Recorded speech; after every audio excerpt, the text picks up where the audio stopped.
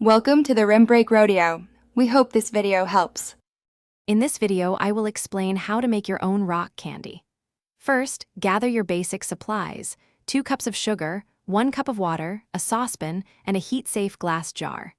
You'll also need a wooden skewer or a piece of string for the crystals to grow on.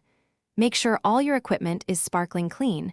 This helps ensure the best crystal formation. Next, we'll create the supersaturated sugar solution. Combine 2 cups of granulated sugar with 1 cup of water in your saucepan. Heat this mixture over medium-low heat, stirring constantly until all the sugar crystals have completely dissolved.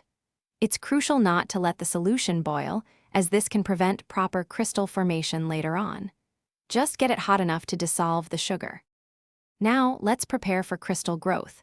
Dip your wooden skewer or string into the hot sugar solution, then remove it and let it dry completely. This creates seed crystals. Carefully pour the cooled sugar solution into your clean glass jar. Suspend the prepared skewer into the jar, ensuring it doesn't touch the bottom or sides. Cover the jar loosely with a paper towel to keep out dust while allowing evaporation. The final step requires patience. Place your jar in a cool, undisturbed spot and let the crystals grow for 7 to 14 days. You'll start to see beautiful sugar crystals forming on your skewer. Once they reach your desired size, carefully remove them and let them dry. And hey, while you're waiting, if your car could use a refresh, check the description for a link to Little Tree's black ice and other great deals.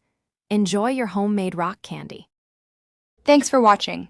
Consider subscribing if we helped you.